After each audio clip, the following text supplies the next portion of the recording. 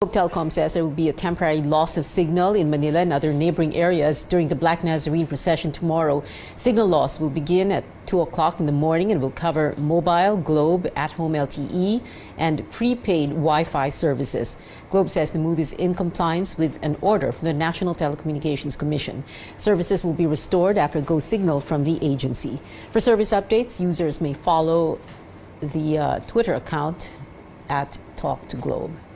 In other news, an indignant teachers group under monitoring by authorities is ready to file charges against the government. The Alliance of Concerned Teachers insists their members are not communists. Our Trisha Terada tells us more. After the alleged profiling of Alliance of Concerned Teachers or ACT party list group members, the group is now considering filing charges against some authorities before the Ombudsman. The group says teachers have the right to form and join an organization. It adds the Constitution also protects their right to free speech, expression, and assemble. In the wake of alleged profiling of teachers, ACT is eyeing charges against the Philippine National Police and the Interior Department for violation of data privacy rights and possible violation of election laws.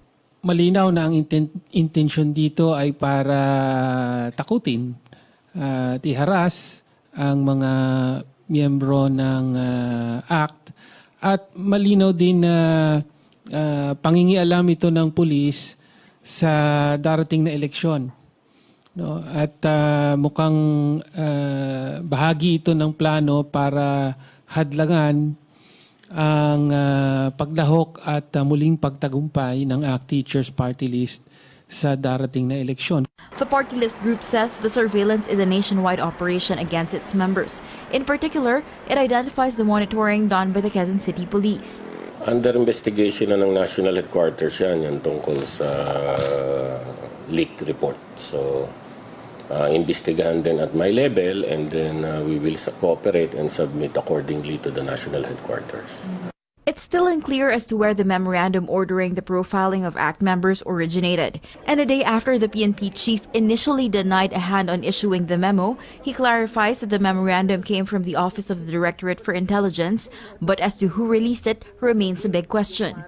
And although he sacked 3 intelligence officers after the leak, PNP Chief Director General Oscar Albayalde says the police will still continue their intelligence gathering.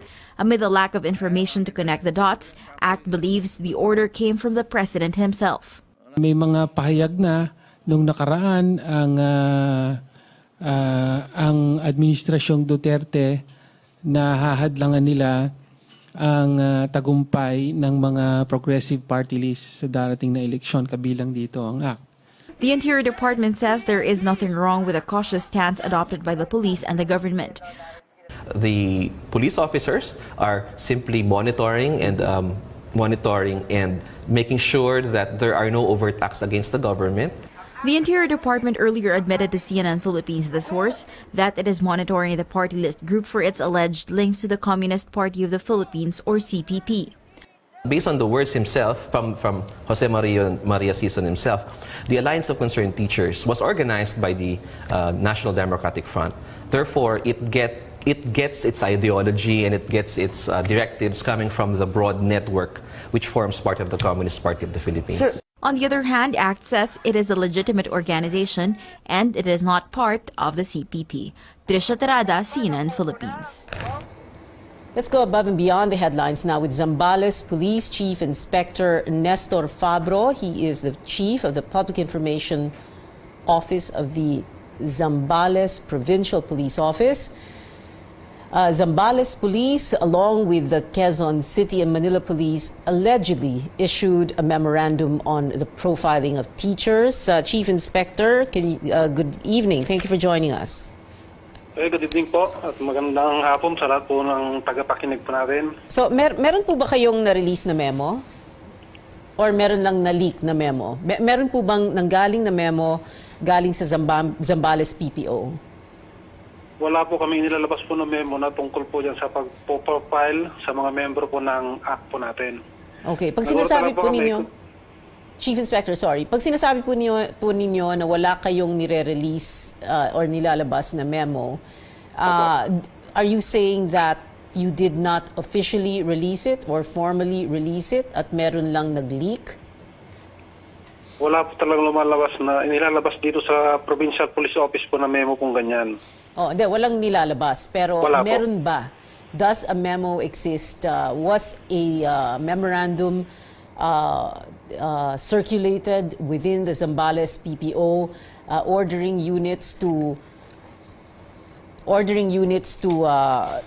monitor the Alliance of Concerned Teachers? Wala po kaming pinipirman dito na sa routine slip namin na memo pong ganyan. I see. But you do have a Chief Inspector Pancho Dasca Doble. Oh, meron po. Oh, siya yung ano siya? Po yung Chief ng Intel? Opo. Chief ng Intel. Pero na-relieve siya, no?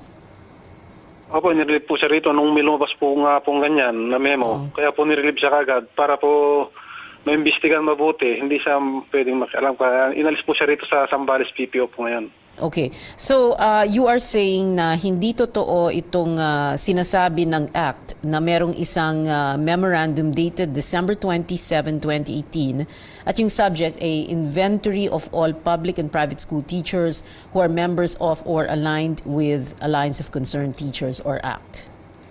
Opo, hindi po totoo yan. Kung meron pang lumabas na memo pong ganyan, ayun po, hindi namin alam kung saan galing yung memo na yan. Ah, okay.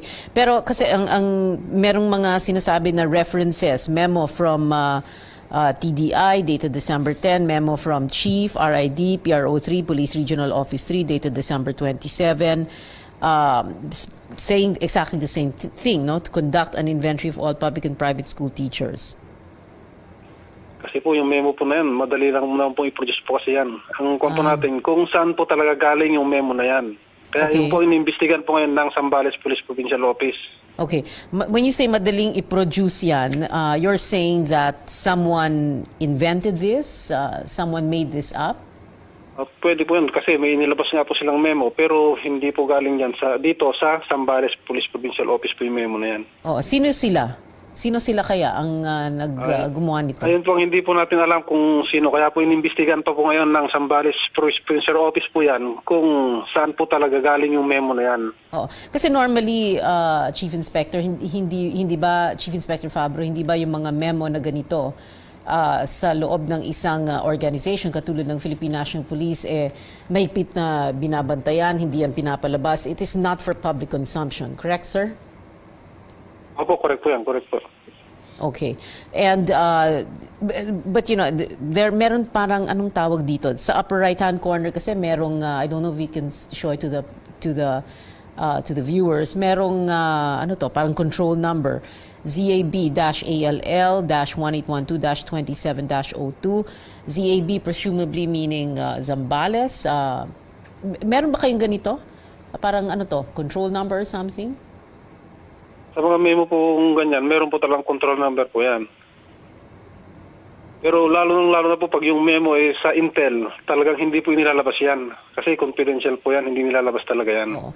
Unless of course dahil ngayon, 'di ba, madalas hindi lang naman sa PNP, no, all government agencies, private corporations, madalas ini-email, bina-Viber, kinukuhanan ng picture tapos pinapadala sa Viber or sa smartphone messages halimbawa, no. Posible bang merong na forward na ganoon kasi syempre we cannot always rely on paper memos, no. Sometimes you have to send the information right away and you need to send it through the internet, meaning you can use Viber, like I said, yung mga smartphones, no. Posible bang ganoon nangyari yung leak, or are you saying na no such memo and no leak whatsoever?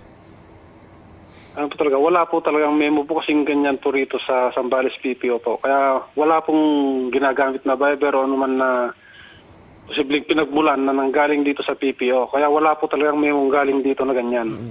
Although sa mga intelligence officers, normal ba yung monitoring or keeping track of all sorts of organizations, of any leaning, whether they are for or against the administration? I mean, that is part of the job, right, of kumbaga maintaining peace and order? Hindi naman po. Dahil kasi depende po sa organization po yun. What do you mean by depende sa organization?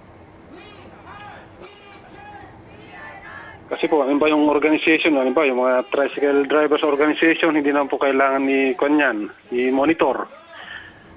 Aha, okay. Yung teachers ba, kailangan ba i-monitor?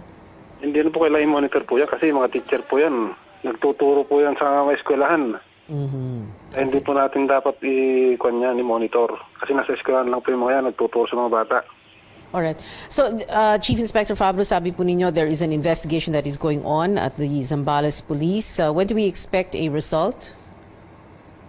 Opo, ngayon po, kinukan pa namin kung saan po talaga galing yung memo na yan at bakit may lumabas na memo ganyan. Samantalang wala naman pong inilalabas dito sa Provincial Police Office na memo na ganyan. So, kailan po ang resulta ng investigation?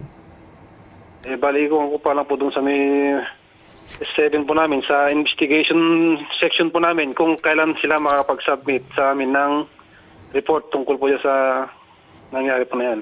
Okay. Chief Inspector Fabro ng Zambales Police, thank you very much for joining us this evening.